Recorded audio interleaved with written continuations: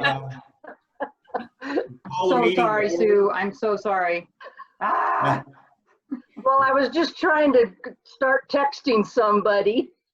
yep, I'm sure. You were like, okay, so what's happening? Sorry about that. Okay. So call the meeting to order. Reminder to all council members to declare conflict of interest per the bylaws as may arise during the meeting. Introductions. Do we need introductions this time? I think we've kind of covered it in our chat Okay. because Sounds Sue has good. met Linda. So, and then Sue Yep. knows everyone else, I think. Or Matt, maybe. Sue, do you know Matt Kaler, our English department chair? Yes, I've met him. It's been a while, but Yeah. I'm Matt. Hey, Sue, thank you so much for your involvement in our mask project. That's really great. Okay, any public comment on items not on the agenda? Okay, we're just gonna move right down through here. Did we ever Approval get an of agenda? June minutes. Sue, Did we ever get an agenda? Did she never send it out? I It never was, got it was a one. little, we were definitely Okay. more confused than usual. Do you want me to put I will add the agenda right now into the chat. I just was wondering if I missed something, but no, that's fine. Okay, proceed. Okay.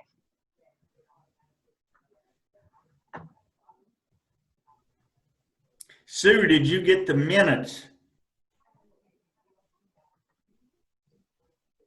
That I did. Yeah, I downloaded everything and I didn't see an agenda. So, yeah, I figured we'd be getting one later, but So since you're our minutes editing expert, what did you find? well, I found nothing, but I didn't read them very careful. It's been kind of a crazy week. I actually made a couple of, I can't even remember what they were, but just like spelling corrections, and I can post it, but nothing of substance. I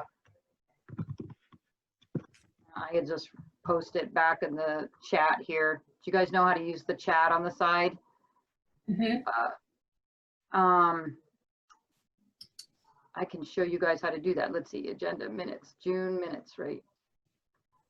So if you are kind of move your mouse on the bottom of your screen, that's when you see like the mute comes up and the video, and you keep going and you'll see participants. You can click on that. You can see everybody that's in the Zoom. And then if you keep going, you'll see one that says chat. And if you click chat, you can type things and we can post files during the meeting that way. So anyway, I just posted the agenda and the minutes there.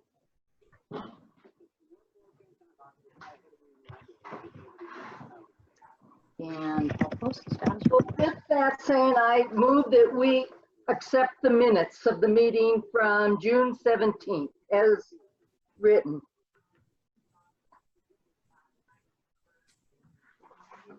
A second? Second. Okay, all in favor? Say aye. Aye. Aye. Opposed? Okay, got that out of the way. Quick question, Tori. I assume this Zoom is recorded, so we don't have to write minutes?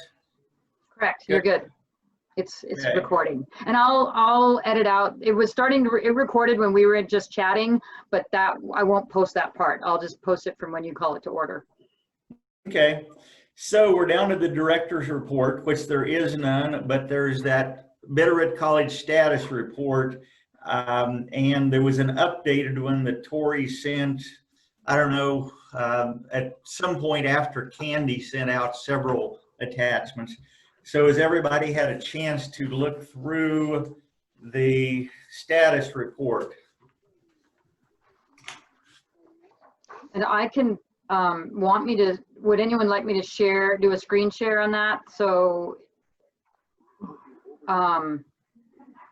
you guys can see it. And it depends on how much you want. I can certainly kind of go through it a little bit if that would help the discussion if you wanted. But I don't have to do that. However you guys want to think about it. or not think about it. I have a copy in front of me, but so I it's have up to a copy everybody in front of else. me. So do Good. I. Gail. Same. So Tori, I would just comment that in the relatively short period of time you had to put this together when you were notified that you needed something by the 1st of July. I'm impressed with everything you got together there. I know one thing, just for the good of the order, that Tori and I talked about, but we didn't have enough data to really put it in here for the future. I think it would be good information. So some of you know this, some of you don't. Starting this past spring semester, I served as instructor of record for service learning credit here at the college. And I had 5 students, and the 5 students volunteered or worked at various nonprofits, or at least were related to the nonprofit industry. And the 5 students volunteered, I believe it was over 200 hours combined. And there's a national organization that puts a dollar value to volunteer hours that's nationally recognized. And they have that dollar value broken out by state. So there's a dollar value in Montana for volunteer hours, and it turns out that just my 5 students last semester, the amount of hours they volunteered was right at $10,000 worth of value. We did ask faculty if any of the faculty members required, or either as a requirement or as extra credit, any sort of volunteer service. We heard from a couple. So, you know, in the future, if we can gather that data just automatically every semester, every year, as well as I know one faculty member asked, well, what about volunteer hours by faculty? So, I mean, you know, or staff. So I think there's some data there that we could capture for the future to show how much volunteerism by faculty, staff, and students mean to the community or surrounding area. Gary, does the faculty volunteerism have anything to do? Does it require association with the university, or is it just on our own time? On your own. Okay. I mean, I'm currently just started. I'm a member of Search and Rescue Raleigh County now. Started that, and actually Sue and Tori, Jason, who is one of the kind of the driving force behind the mask project. Mr. Greer runs a pediatric cancer retreat in Seattle that I've volunteered at for like 20 years, and we're going remote this summer. It's going to be an adventure, but I've already started doing hours for that, figuring out how we're going to work. So yeah, I've got a couple things. I don't know how you want it tracked or whatever.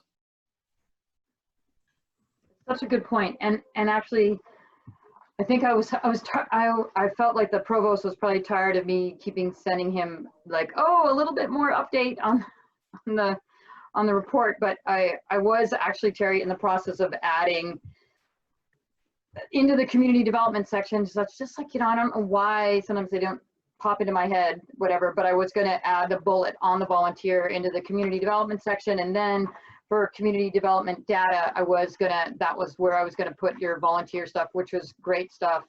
And if Matt, you wanted to track that kind of fit on a fiscal year basis, that would be kind of the most helpful. And so that's July to June. But yeah, and if you wanted to send me anything, you know, for the past fiscal year about how many hours you had, that would be great, because this report is a little bit of a work in progress, at least I think through the middle of August, when I know the regents are collecting things from the trustees elect. And so I think they're also actually collecting things from the UM, most likely on the Bitterroot College. And we'll be asking the provost for some information from us or about us. And so, you know, we can have our status report as robust as and complete as possible by the middle of August. So I'm still adding things. And so and that is actually another thing. So in addition to what Terry just said, if there are things that when you guys looked at the report that, gosh, it would have been really helpful if you'd captured this, that, or the other, I can certainly try to add it. One of the things I would have, if I had time, and I really think to do this properly, or if this had been a report we'd been doing every year, we actually used to do a report like this every year, and then I stopped because it is a lot of time, and frankly, no one, the powers that be didn't seem like they were reading it, and so I decided to put my time somewhere else. But there is no longitudinal data in this report, which is, you know, I think that's too bad. So if that's something you'd like me to add, I can definitely put it on the wish list, but that takes a lot of time. And I had data until 2017, and then I'd stopped doing these reports. But at any rate, it's totally understood that that is a missing component that is informative. So at any rate, but if there's certain, like, just like, oh, if you could just run longitudinal data for the, you know, for just money or just enrollment, you know, definitely let me know, and you know, I can do bits, if time allowing. So I have a comment on dual enrollment on page 5. Just I guess for the future, I really think dual credit all over the state, but particularly here in our Valley County, with our help, could grow substantially. While it's available throughout the county, it's amazing how many parents and students I run into who have never heard about it before. And I know that Tori and I and Jordan Patterson at Missoula College, who runs dual enrollment, have talked about trying to have someone be more of a presence, going out to each high school in the county at least once a semester, but maybe multiple times every semester, to maybe give a talk, or you know, table at the school, etc. So I just think that there's room for a lot more growth there, and the more students you can get into dual enrollment and learn, you know, that, oh, this is being made possible by UM and specifically Bitterroot College, I think it's just a good recruitment tool. Yeah, I think you're right on. I would agree. We could do more. We could be more present in how we do it.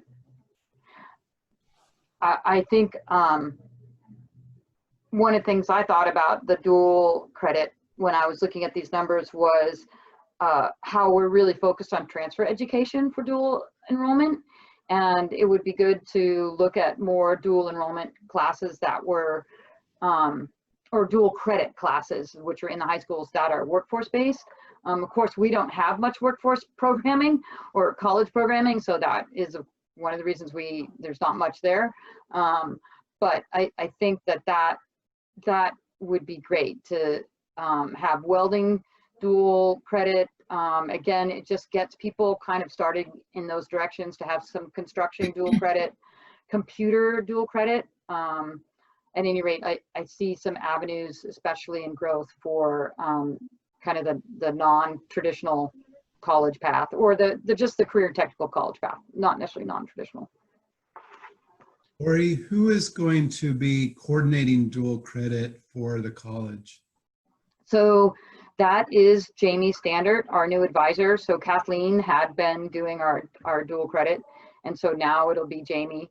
But we have asked Jordan Patterson, who is the Missoula College lead and the university's lead, to see if she had some money to see if we could have Terry do some hours a month as dual credit kind of outreach, because it is hard for our advisor to get out, you know, as much as we think it's needed. So at any rate, Jordan is looking into it, and maybe there's a little bit of funding, and then we could kind of pilot it and see if it makes a difference.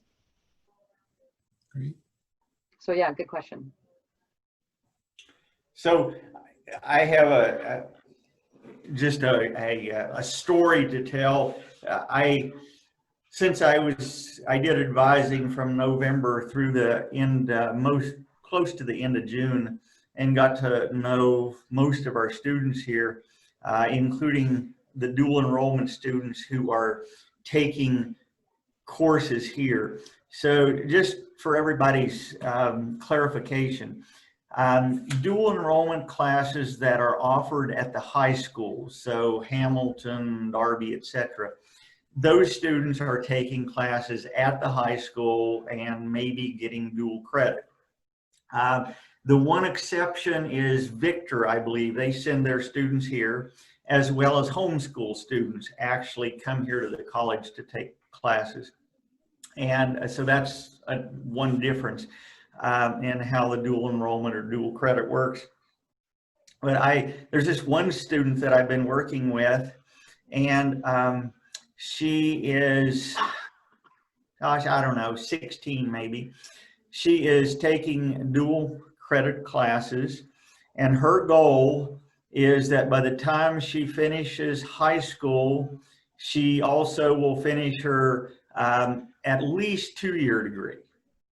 She actually has a goal of finishing high school and her 4-year degree from college when she turns 18. And so far she's making straight A's and, you know, taking heavy loads, including online classes, and just going great guns. Wow. That's great. Yeah, she's certainly, I mean, she's certainly exceptional and she's motivated, but you know, it's possible. And, you know, it's possible because these opportunities are there. It's great. Yeah, where was that when I was growing up? I know. Yeah, not an option. You know, I've told Tori. My two oldest granddaughters in Florida did dual enrollment. It cost them $20 a semester to go while they were going to high school. And they both had basically their junior colleges done in high school. That's good. You know, I've told Tori this before. When growing up in West Virginia at the time, and I think still is, one of the, probably right at the bottom of all the states in terms of higher education funding and in general, just the education of the population. And it was not called dual enrollment, but I went to a small rural high school in West Virginia. And when I graduated, and West Virginia University sent, and it was 3 hours away from WVU, they sent a professor from WVU to our high school a few times a week. And bottom line is, when I graduated high school, I also ended up with, I think it was 21 credits I already had finished in college. And that was in the early 70s. Go West Virginia. That's crazy. That's great.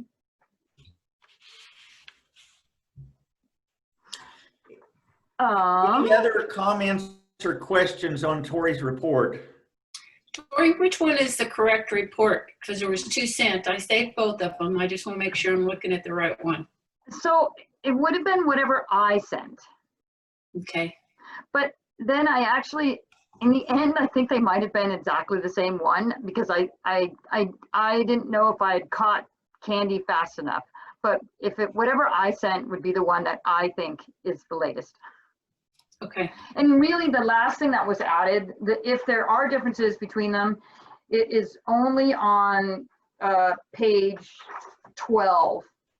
And I had not put in information on the HR human resources associated with the workforce programs. Who knows why I forgot that.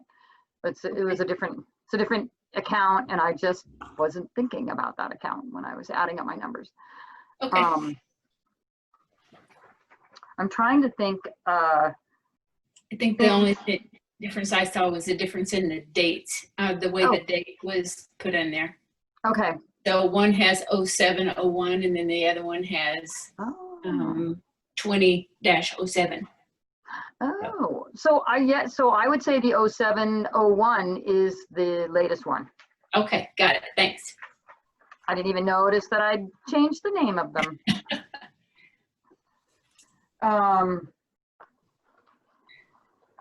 Things that I thought were interesting.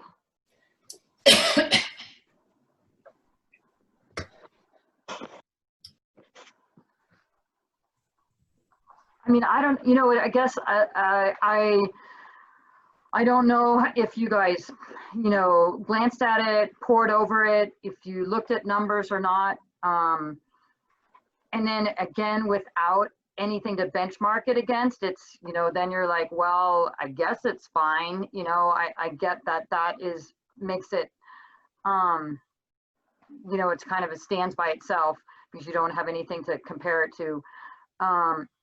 But I would say that the face-to-face, the non-college credit programming that we served 985 individuals in the community, that is a high, and that is, that I guess what that if you just think about that, that means every single one of those people somehow connected with somebody here, and the staffing that it takes to do that is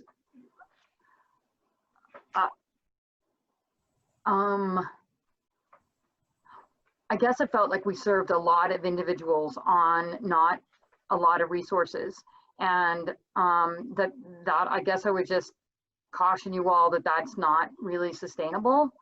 That we are beyond capacity in terms of what our personnel can achieve. And when COVID hit, and we actually, so we have one person, Lee Guthrie, who's 3/4 time with us on continuing education. And if she hadn't just stepped in and helped with all the remote learning, so she's not funded for any college programming or out of what we call general funds, which is the college programming funds.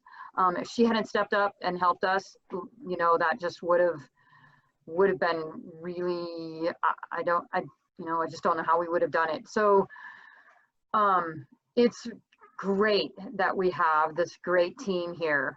And you know, I think in all crises people step up, and I mean in most scenarios, but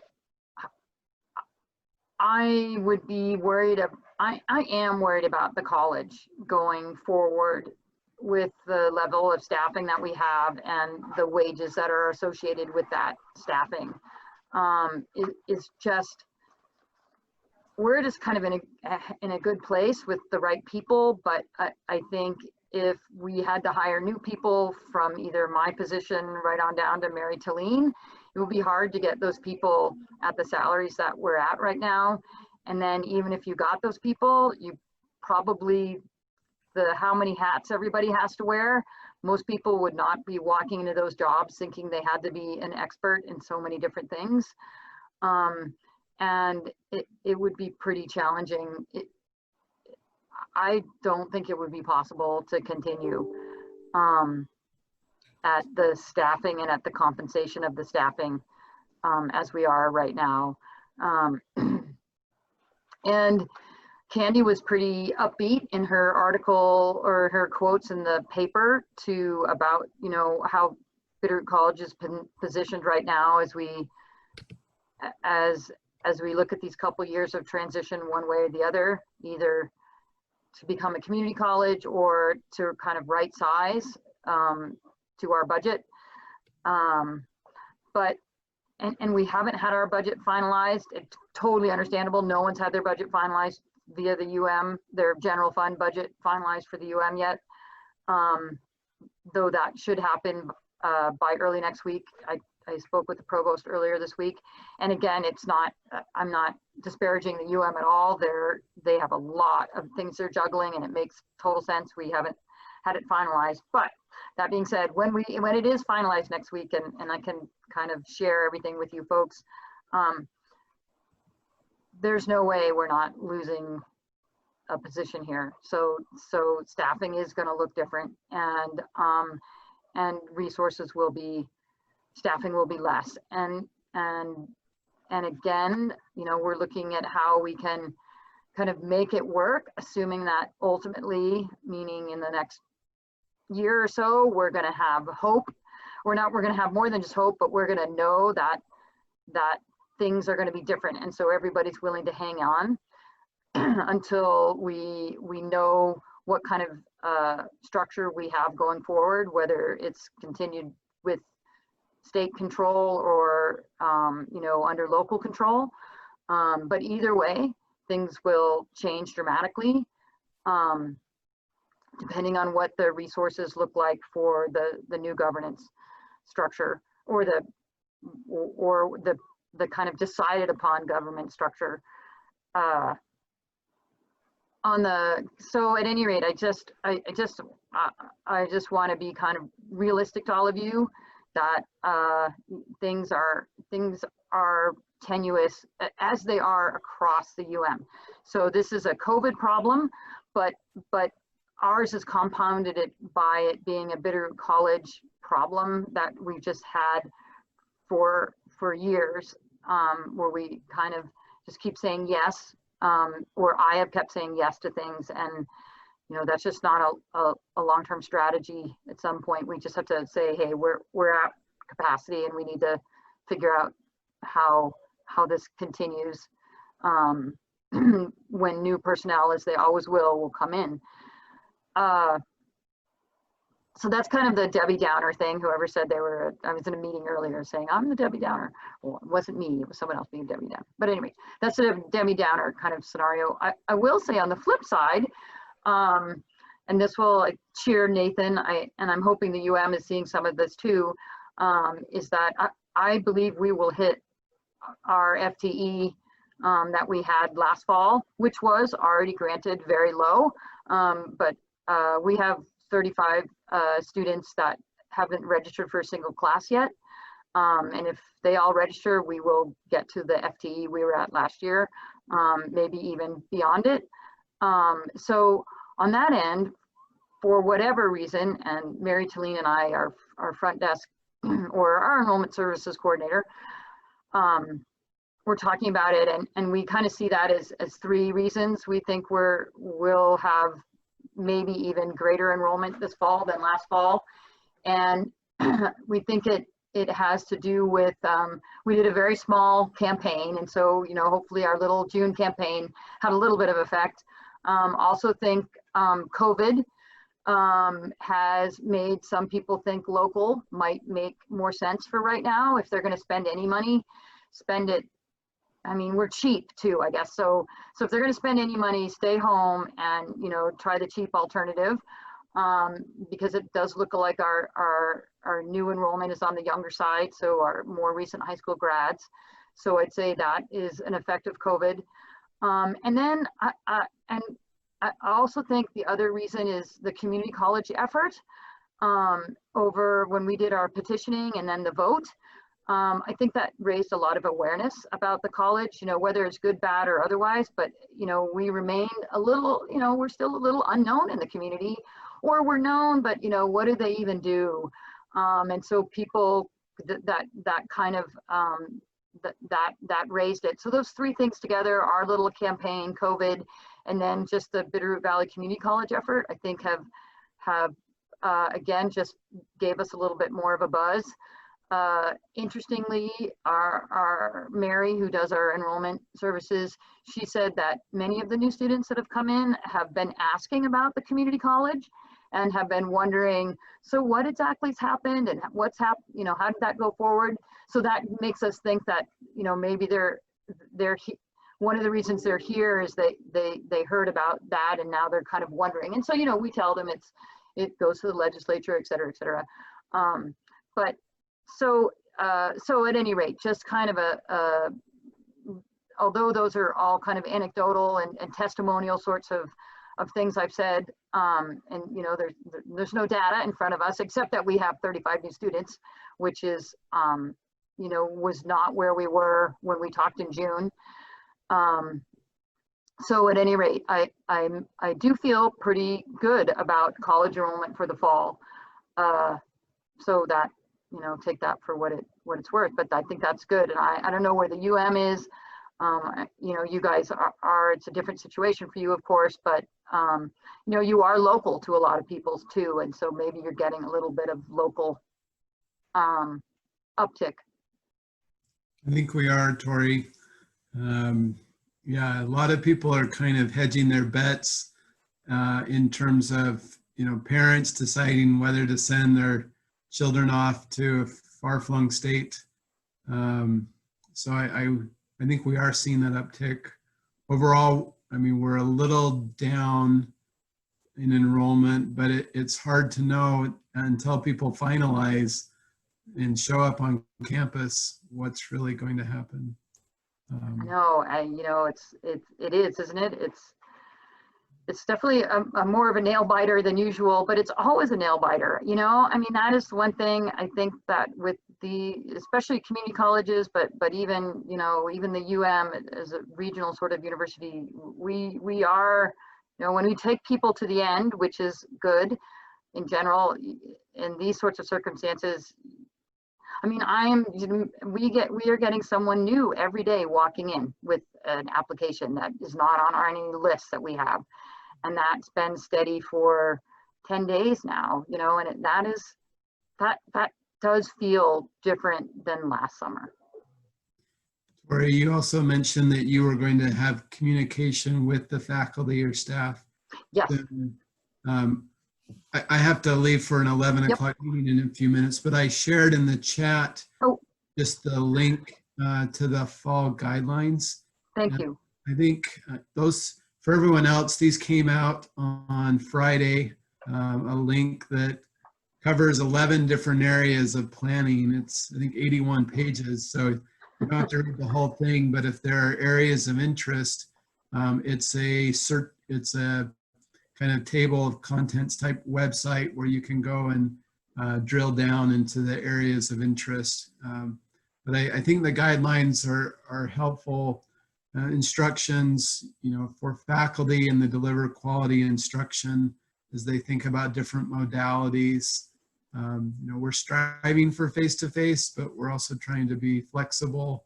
And I think many faculty are doing some type of hybrid to allow, you know, if you have smaller classrooms, kind of shifting when students will be in the class, kind of like I think what many of the K through 12 systems are thinking about, of having different schedules or cohorts of when people are there face-to-face, so that students are still getting some face-to-face experience and learning environment, which I think they're asking for, but also trying to respond to the health guidelines of social distancing and also the technology constraints that are sometimes there.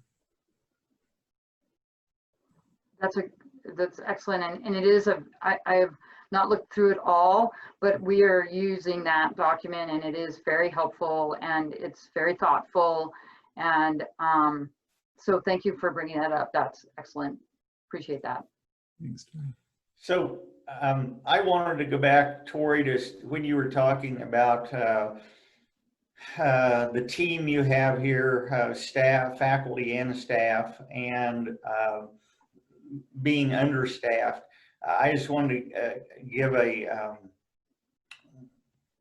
relay a story, a service we offer here. And I mean, hopefully we can continue to fit these in as requested, at least from a student advising perspective.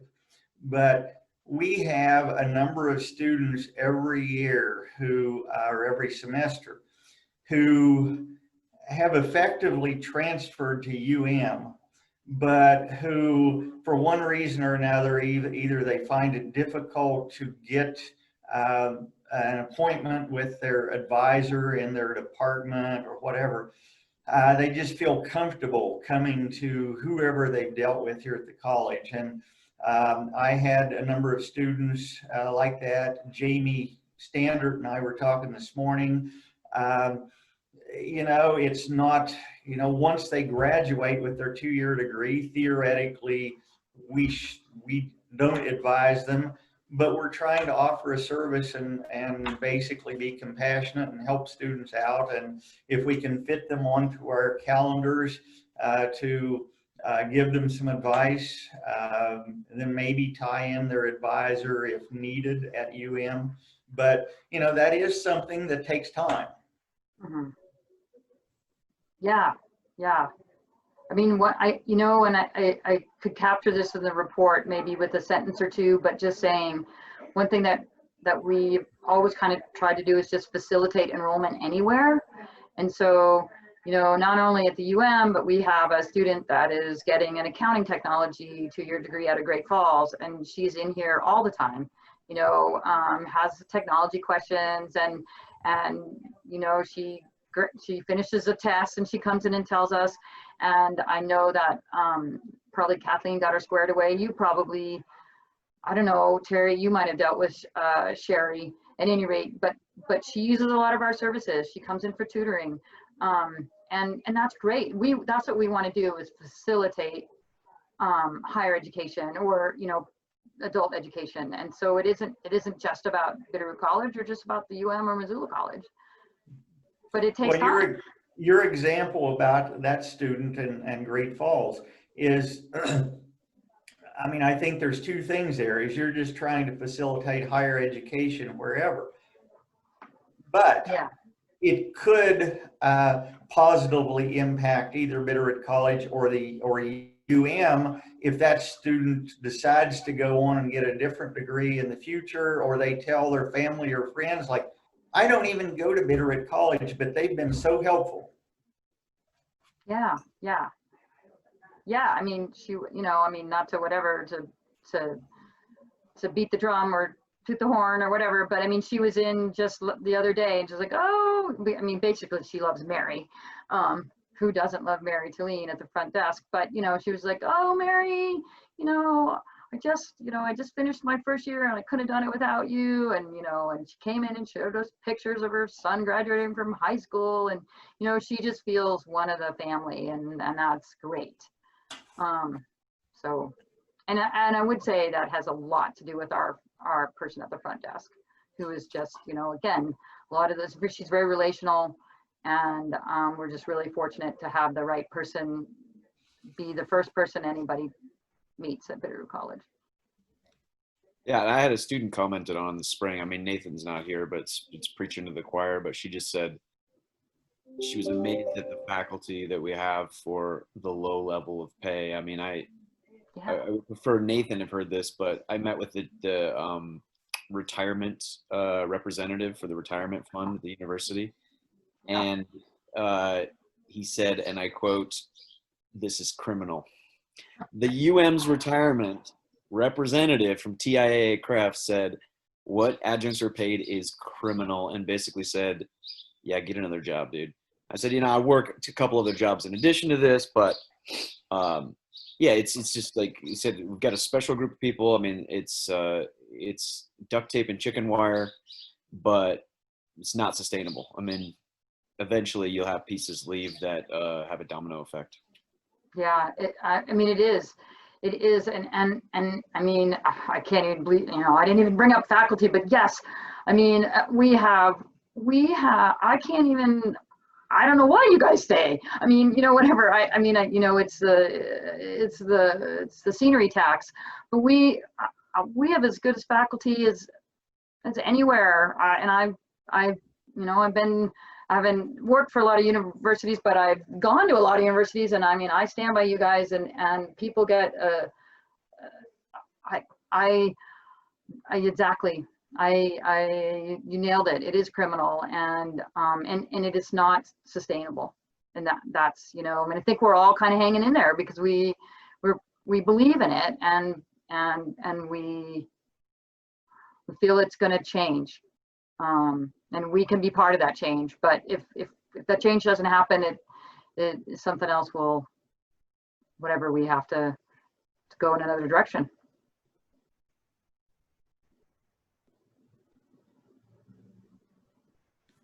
Any other comments or questions on the report? You've got a group of 7 people out there that are working pretty hard to change that for you guys. So I know.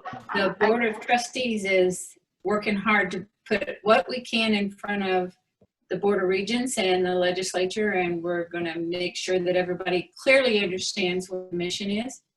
Not only that, you know, granted, we have a college, we just don't have the right college. And we've got to get people to understand why we're doing what we're doing.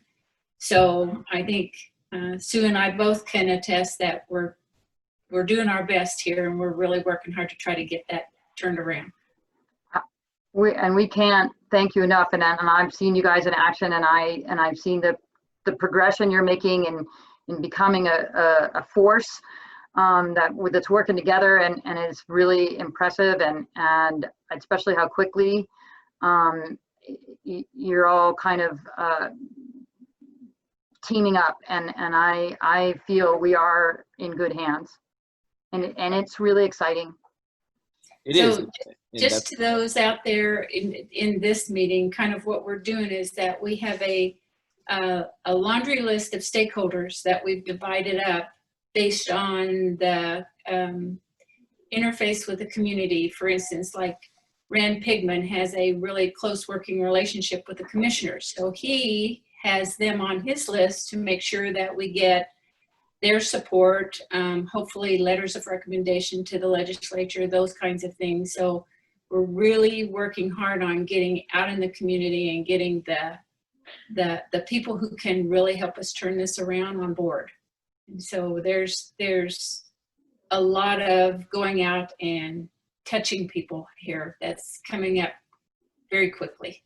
So That's inspiring to hear, and thank you all very much. Yeah, it really is. And I do think it's all about relationship building, and stakeholders, those tipping point people being present, and getting our regents and legislators to know that this is Bitterroot Valley really cares, and is, you know, supports this direction. So if there's anything that you all think that the Board of Trustees elects need to know, or something we need to do, don't hesitate to come to one of the meetings. Don Gardner kind of leads those meetings, and we're wide open, and hopefully would be very welcoming to make sure that we get what you guys deem necessary out there. So Yeah, and suggestions, helpful Anything. hints, anything. This made me actually think, just especially with Matt here, is you guys could have a letter of support from the faculty. They would probably all sign a letter, and that would speak, I think, something. And I'm sure you know, Matt or Jennifer Johnson or one of the faculty would take the lead on that for you guys. Not speaking for Matt, but I know Matt would. He's on board with that. That's a stated letter of support of the Community College Initiative? Okay.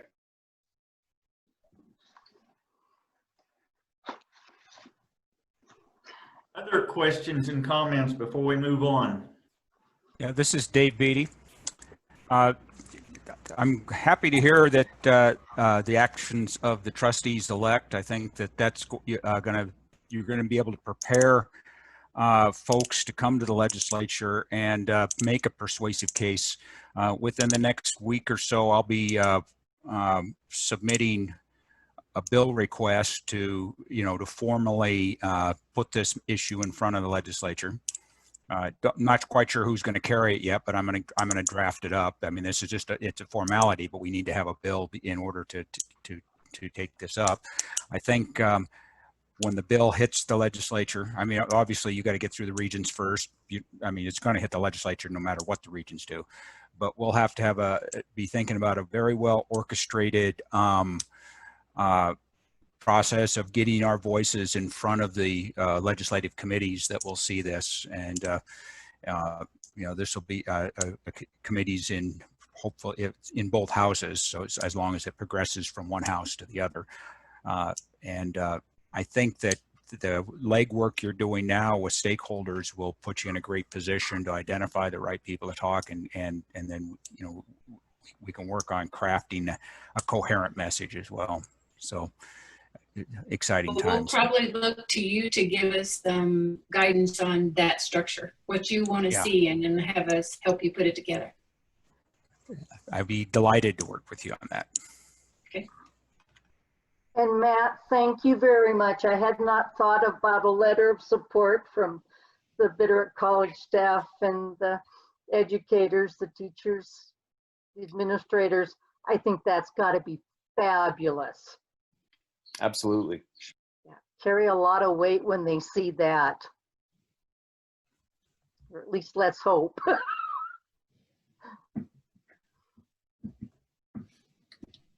I Okay. hadn't thought of that either, but Yep. Anything else before we leave this topic? Okay. Council and director topics. So the first thing, I guess we were going to talk about student nominees, right, Tori? yes, and actually, since I'm not a voting member, I didn't actually look at those. I know that she sent them. So it's, she sent their apps. Do you want me to post them all?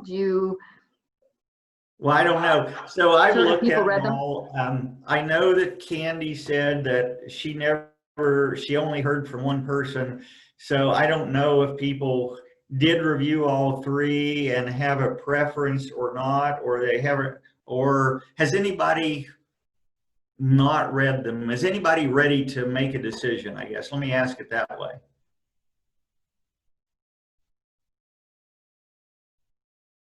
Yep. Okay, moving on. So as far as nominees, community members, right now, Candy's got some feelers out. Is that right? Yeah, she's going after the Corvallis superintendent. Yep. Okay. Nathan's gone. I don't know, Tori, do you have any Now we can't vote it. information? From, let's see, provost update, no, he actually gave it with his information about the guidelines for COVID, and the new provost is leaving on, the old new provost, I don't know, whatever, provost will have a new person in kind of charge of the college.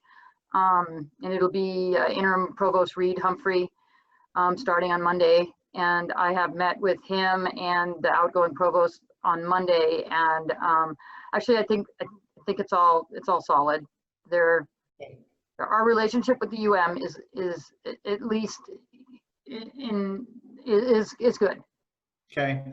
And for those of you who may not get all the emails from the university, and I mentioned this early on in the meeting, or maybe before the meeting, it was just announced yesterday that another vice president, the one for enrollment management and recruiting, is leaving UM. She's only been there 2 years, and she's leaving to take a job in Iowa. So UM continues to have a lot of turnover at the, I mean, throughout campus, honestly, directors levels, but especially deans. I think every dean at the university is new, relatively new, except Reed Humphrey. He's been there, I think he and Tori are about the longest serving people at the mid to upper levels.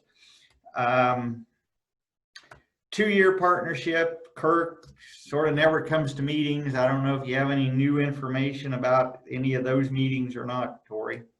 So I could just give a little bit of 2-year update.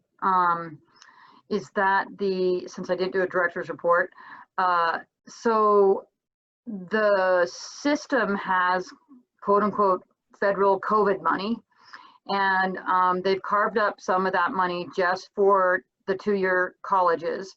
And so the 2-year leaders have been meeting about how that money will be dispersed to the campuses. And OCHI has decided that they put out kind of this grant sort of situation where we're going to write grant proposals to ask for that money, and then the money is to be used to get us geared up to serve people, workforce or career and technical education kind of in the immediate future.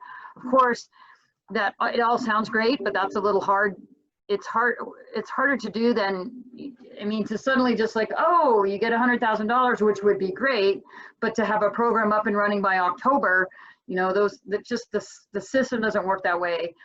So there was quite a robust conversation today among the 2-year leaders and OCHI about really how they're going to disperse that money, and if they really do want to do a grant situation, or with this grant was going to be due August 14th, so it's very soon. So this conversation kind of went in a direction of maybe we are a little bit more creative than we usually think about grants and just starting programs, and maybe we look to, you know, you could submit a laundry list of things your unit needed, and maybe they could choose from the laundry list of what, you know, what they might do in terms of, oh, maybe Bitterroot College needs a new CDL truck, or, you know, kind of these. I felt like they really opened up to be quite flexible about considering the money that would be dispersed. The other thing besides remote workforce training that they would like to highlight as what the money would be for is also us partnering. And so Bitterroot College is looking to partner, I'm in partnership discussions with Missoula College for HVAC and construction trades. Oh, you gotta go. Or no, you're just waving. Bye, Matt. Oh, wait, you wanna talk? Talk. You're muted. I got to run. So Okay. I got a meeting here in a minute, but thanks all. Okay. I'll follow up. Just a point, I don't know if the video goes public, but I was just thinking, edit out the student information that we just put. Yes, I If absolutely you will want do me to that. edit Thank the you. video, just bounce me the MP4 Oh, file. really? You would edit that out? I will drop it in a box and I will send it to you. Okay, send me the link. Oh, thank you. Okay. Okay. Okay, bye. Bye. Tori, I've got to go also. Okay. Do we have any other business that has to be voted on?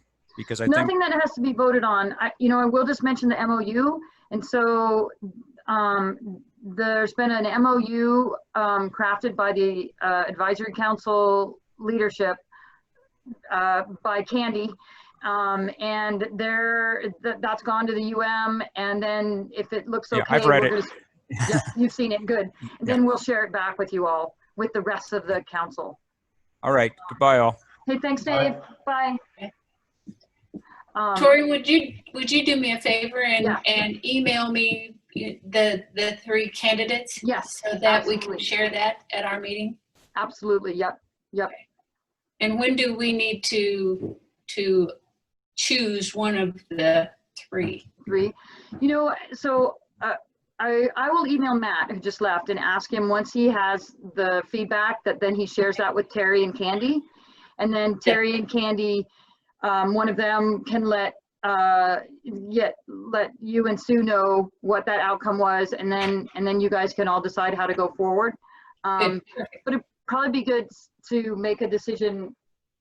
So I guess the other thing we were going to bring up is that we're looking to possibly have an August meeting of the council. We don't usually have an August meeting, but we were going to add an August meeting, but then in August, we could seat our new person, and you guys maybe have made a decision by then on your student people, or you've even already engaged them. Yeah. Okay. Does that Good. sound doable? Yep, that's Yeah. doable. Okay, thanks. Okay, cool. Yeah.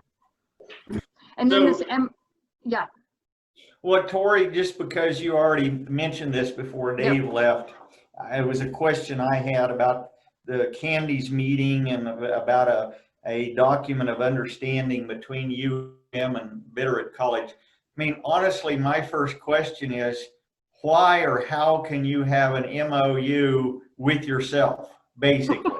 so, I mean, Terry, I have gone around that so many times. I'm like, so this is, to me, it's going to be quite interesting. So Lucy France is involved, who's legal counsel for the UM.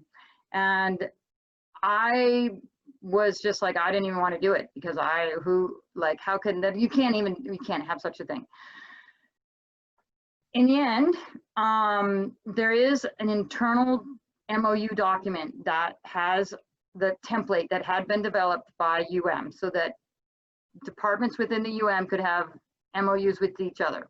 So we use that template, and essentially, I mean, I wrote the MOU.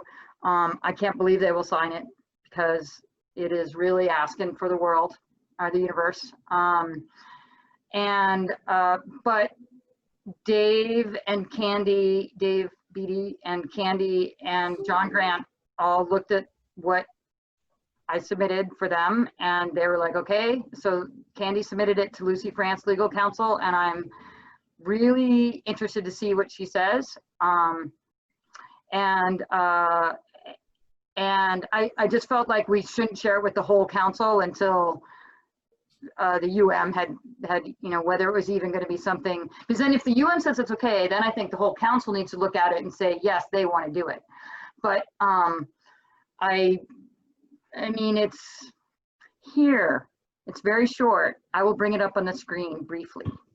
Though we could do is end the meeting, and then those of us that are left. Yeah, good idea. Yeah, I think that's a good idea. Before we end the meeting, though, Yeah. Tori alluded to this, and unfortunately, we lost at least 2 or 3 people before this got brought up. But Candy was interested in, we often don't have an August meeting because it's when school starts, but given everything going on, she felt that we needed a meeting earlier than later in August. So the proposal is to have our next meeting. Have no idea if it'll be Zoom again, in person, or what, but August 12th. So I guess what we'll do, unless somebody here or multiple people say that doesn't work, is we'll just have to send out a message to all the council and see if August 12th is a workable date. I think I just go in and put, no, I had it down for the 19th, because the 19th would have been the 3rd Wednesday of the month. And the reason that we were not going to do the 19th is that we were going to propose this other date is that's the first day of the semester. And so it will be crazy. But to wait later, it seemed better to go earlier, because then we could also be ahead of when the trustees elect have to submit their report. And so if there was some sort of something the council wanted to suggest to the trustees before that report went in, they could still say something. So that was another reason to have it before the 19th. Yeah, I just changed it to the 12th. That works for me. Great. Okay, good. Works for me, I'll be there. Okay, excellent. Excellent. Good. Yep. So we can just put it out, and maybe if you talk to Candy, just to have her put that out as soon as possible for people to save that date. And then hopefully we'll have at least 5. Yeah. Um, You. okay, I haven't been asking for public comment on each one like Candy does, so I guess, Monique, you're still here. Monique is still here. announcements and documents received. Any comments or questions or concerns, Monique? Okay, thank you. New business, etc. Just that we're slugging along on Well, trustee elect. 24 by 15. So do I have a motion to adjourn and a second? I'll make that motion. That's my job. That I'll we second adjourn it. this meeting. I'll second it. Okay, meeting adjourned. Now Tori can do the unofficial part. Okay. Linda, before Yeah. you go, can I give you a phone call after this? I was going to try calling you anyway about yesterday's meeting. You And bet. some follow up. Okay, very good. Well, Okay. we're done. Okay. Do you have my Tori. number? You have my number? Yes, I think I do. Because Okay. we changed numbers Let me give it to you real quick, and then that way you won't have to hunt for it. already. It's 702 202 5673. I missed that last part. You broke up. 5673. Thank you. You're welcome. Okay, Tori. So the only thing is, Monique, although I love you, well, you know, whatever. I since the document I'm going to share is probably just for the council, I probably need to ask you to leave because the meeting's over. Okay. Hey, thanks. It's good to see you, and I'm glad that you join us and are just kind of paying attention. That's a good thing. Have a great week or month or whatever, afternoon.